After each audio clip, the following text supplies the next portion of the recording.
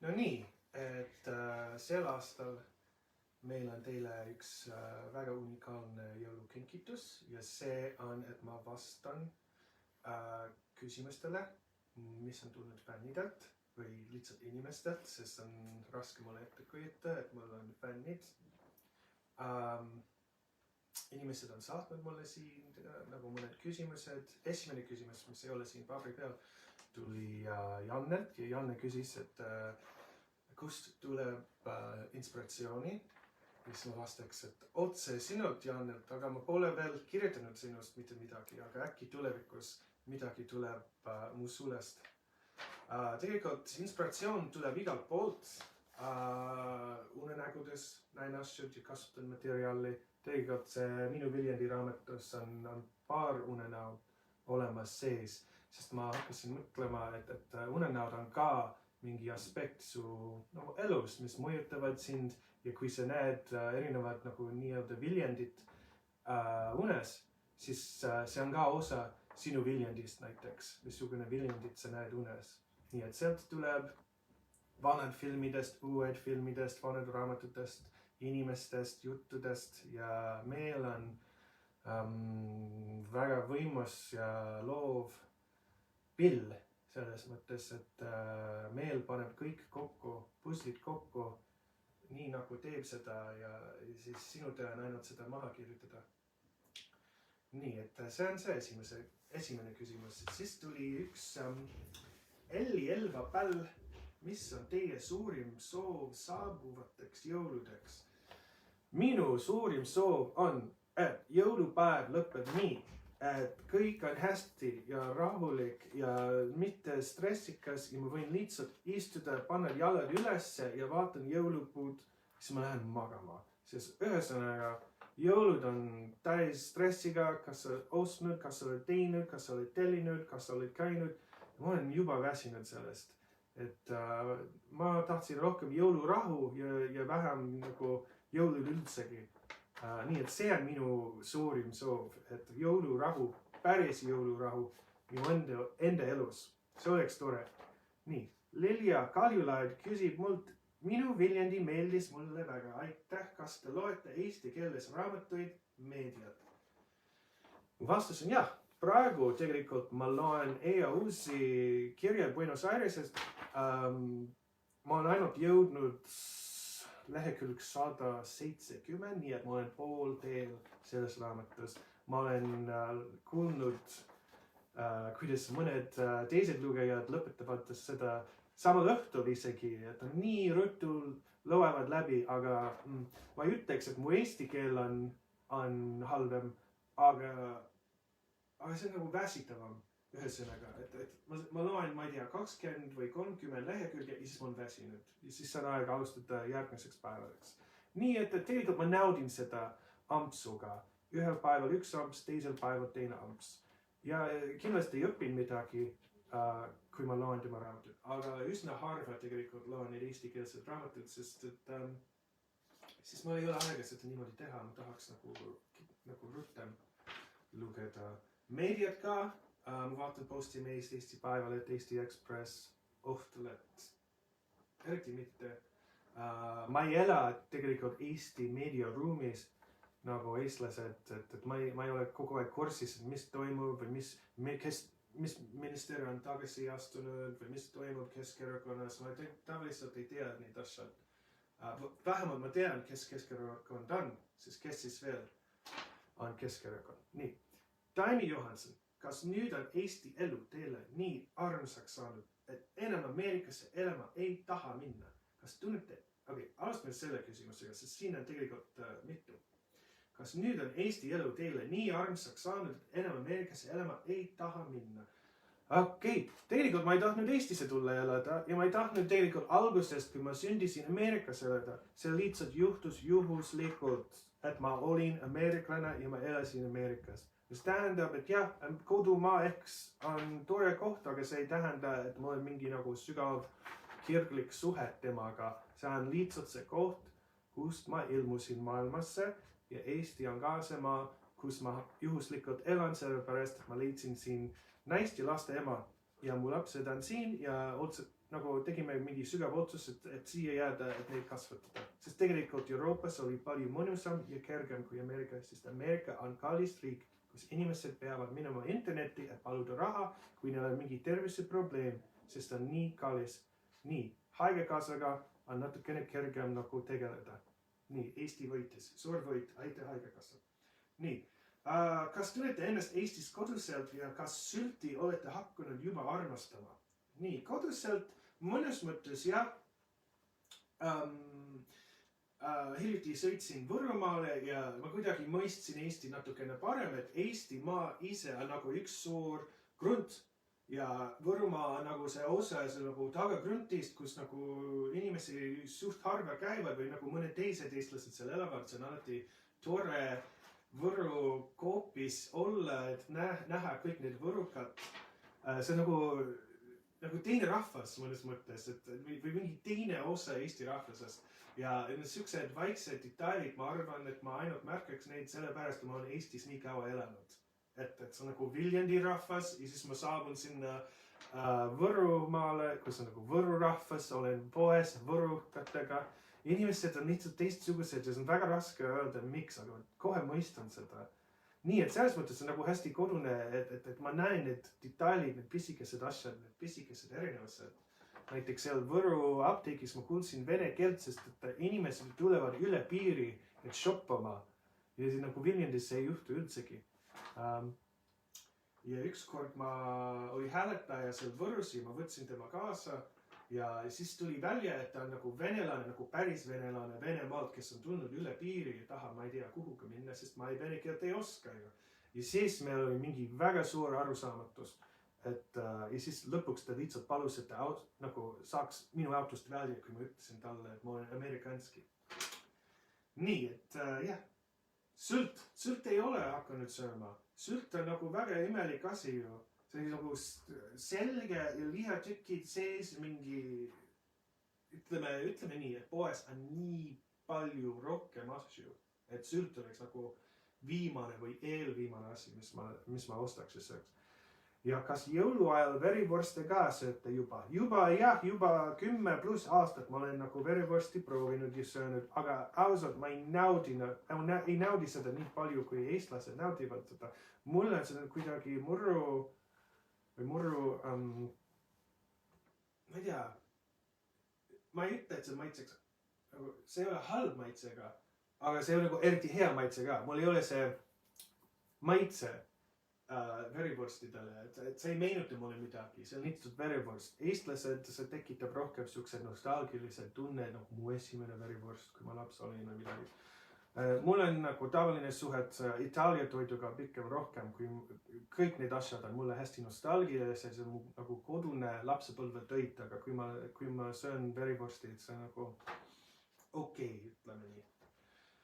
Ron Türnpuu, kas on mõni raamat, mis võiks olla sinu meelest populaarsem kui su bestseller, nagu Meat Loaf ja Aha on kortnud, et neil tegelikult on palju paremaid laule kui need, mis popiks said.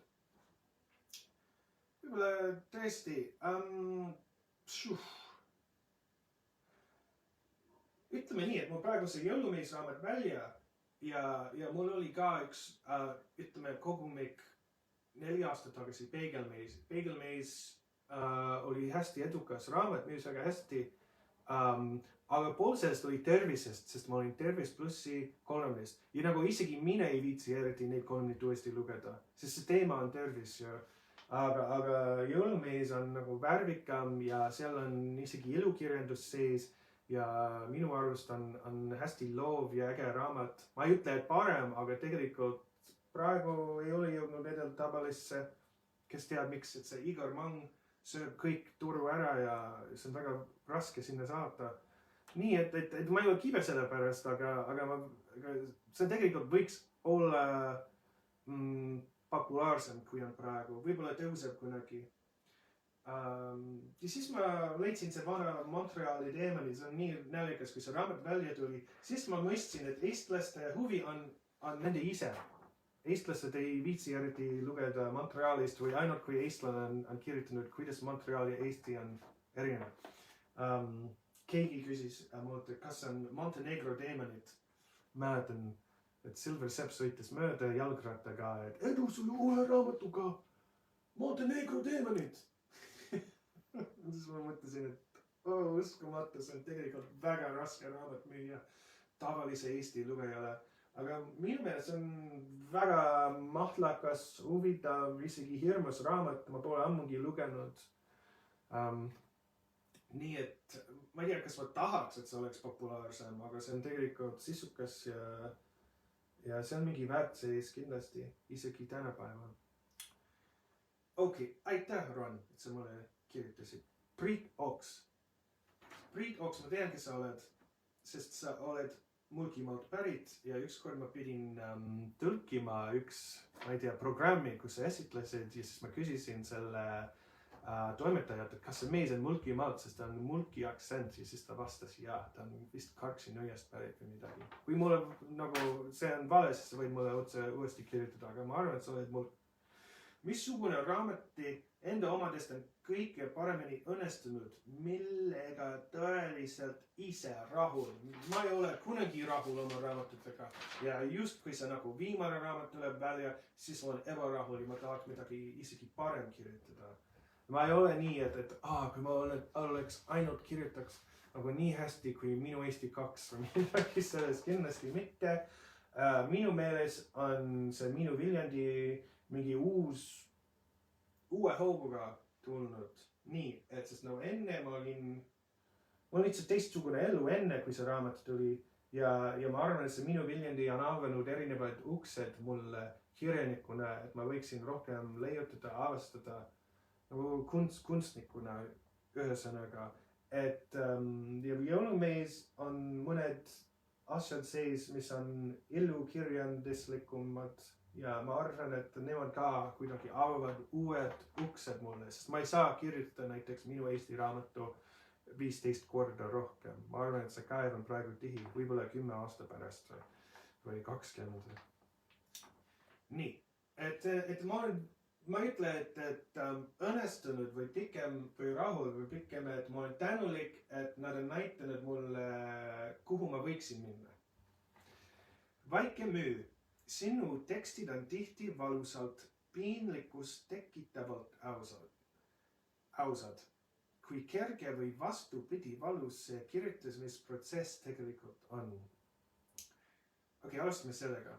Tegelikult ma ei ole nii emotsionaalne inimene, aga ma tean ka, et raamatu sees peaks olema mingi emotsioonid, vähemalt, et sa oleks mingi kogemus lugejale.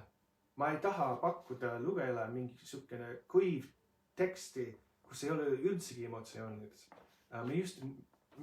Vähemalt mulle just meeldivad sellised laulud, kus on palju emotsioonid, sest nagu läbi emotsioonid võid puhastada oma energiat mõnes mõttes. See on nagu saunas käimine.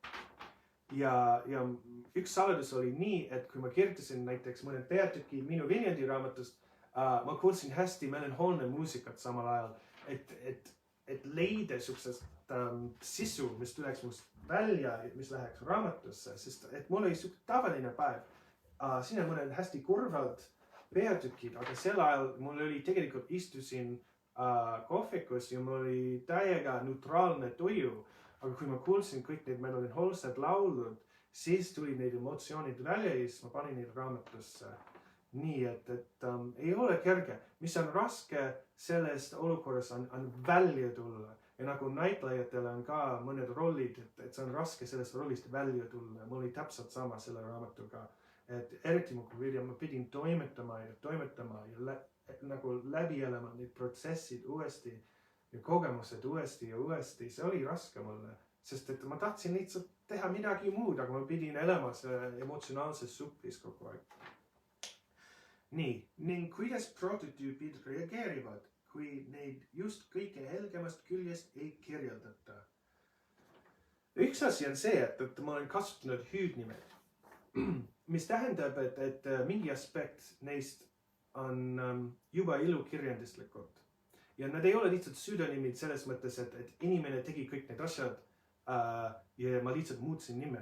Mõnikord ma muutsin mõned tingimused nende eludest, aga mis on jäänud, on mingi on jäänud mõned muljed neist.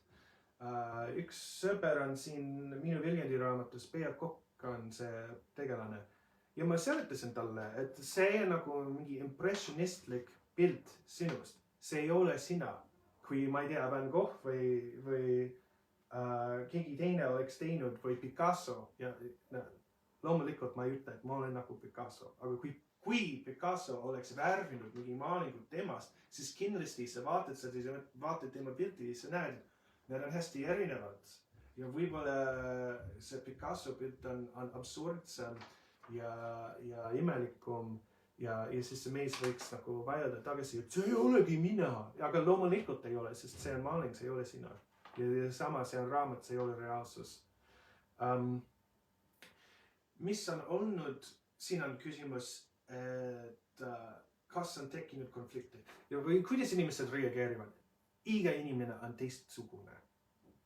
Aussõna. Ja ma olen õppinud isegi rohkem inimestest, kui nad reageerivad, sest see õpetab mulle, et missugune inimene see on. Näiteks sellest Viljandi raamatust mul oli, kus on? Mul oli üks tegelane, kes näiteks ähvardas, et me lähme kohtuprotsessi, et ma muutsin hästi palju detaali teemast ümber. Nii, et kindlasti ma ei taha minna kohtumaja, ma ütlesin isegi, mul ei ole raha sulle anda. Aga see on mingi põhimõte teema meeles. Ja siis ma muutsin ja ma katsusin olla paindlik, sest mulle oli see lugu parem, kui et see tegelane ja see inimene on sarnasem raamatus. See ei lugenud hästi palju mulle. Aga siis oli keegi teine, kes nagu kohe sai aru, et see ei ole tema. Tegelikult ütles seda mulle, et see tüdruk ei ole mina, aga las ta elab tema elu edasi.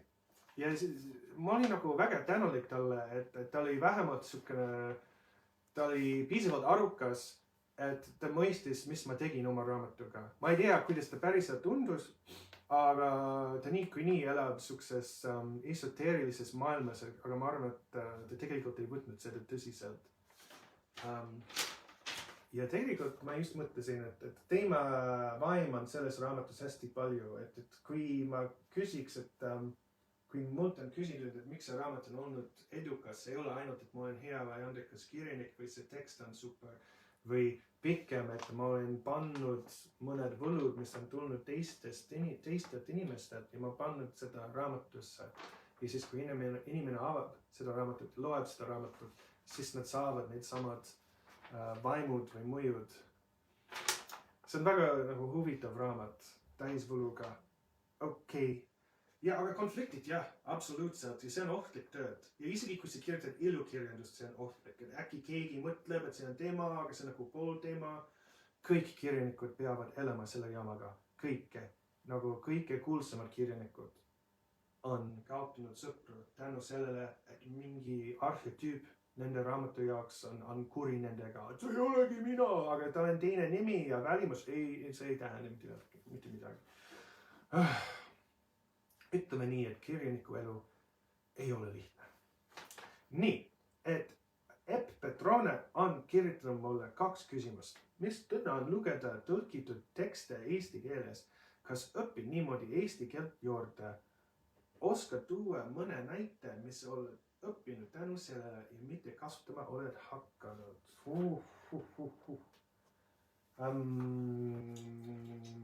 Ei, tegelikult mu vastus on jah, on väga huvitav lugeda eesti keeles minu sõnad. Mulle on kõige tähtsam mitte see sõnavara, vaid pikem see rütm, sest see rütm on ülitähtis, et see lugeja saabub samusse nagu hetkeni, nagu see inglise keele lugeja, et seal on see sama rütmi sees. See on nagu muusikakompositsioon, et hakkab nagu tõusma mingi emotsionaalne laine ja sa tahad ka, et see eesti lugeja oleks samal lainel kui see ingliskeelne lugeja. Ja see on keeruline, sest eesti keel funktsioneerib teistmoodi. Nii et see on tähtsam mulle kui neid nagu sõnavalik. Las ma mõtlen. Mis siin on? Südasuvine saade, see on uus mulle ju. Ma isegi ei mäleta, et ma lugesin seda. Need on palju ja võib-olla tõesti ma olen hakanud kasutama neid, aga kahjuks midagi ei tule kohe meelde. Ma mäletan, et ma kirjutasin ka mõned asjad eesti keeles, sest ma tahtsin, et tõlk ei muutuks neid. Siin raamatu sees on üks peatükk, kus on see Tiigri tüdruku, Munga tänava. Ma mäletan, me tahtsime seda peatüki nimi muutma, aga siis ma ütlesin, et Munga tänav, et see peategelane ehk mina on nagu munk, kes elab üksi, ilma naiseta. Ja sellepärast on see nagu metafoor.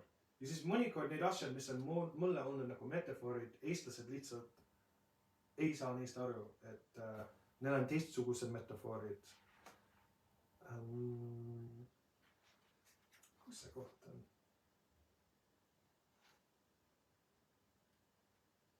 Kuhu sa suundud muidu, küsin ma neilt mõne aja pärast. Selles asi ongi vastata. Ma ei tea, kuhu ma lähen. Mul pole õrne aimugi. See on raske mulle isegi. Suurepärane. Miks nii? Sest mina ka ei tea, kuhu ma lähen.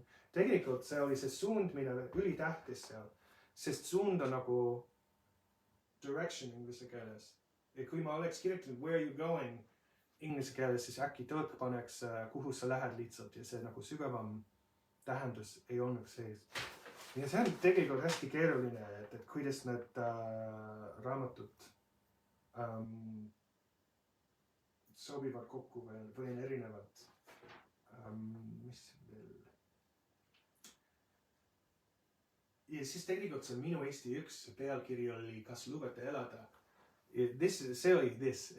See oli nii palju lihtsam kui Are you permitted to stay või Are you permitted to live? Inglise keeles on nagu siuke lihtsalt ebamugav.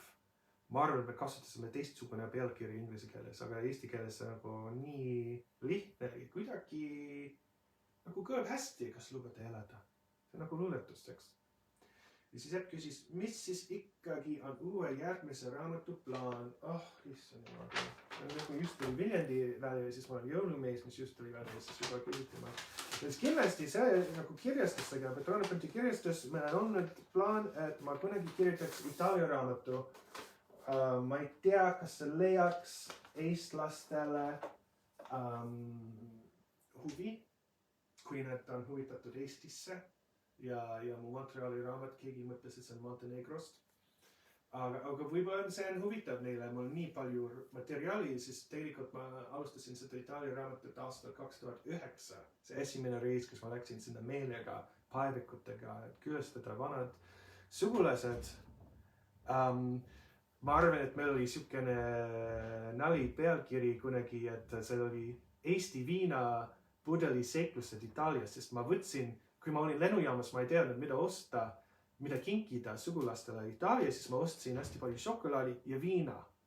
Ja siis, kui ma jõudsin Itaaliasse, ma sain aru, et keegi ei joo viina.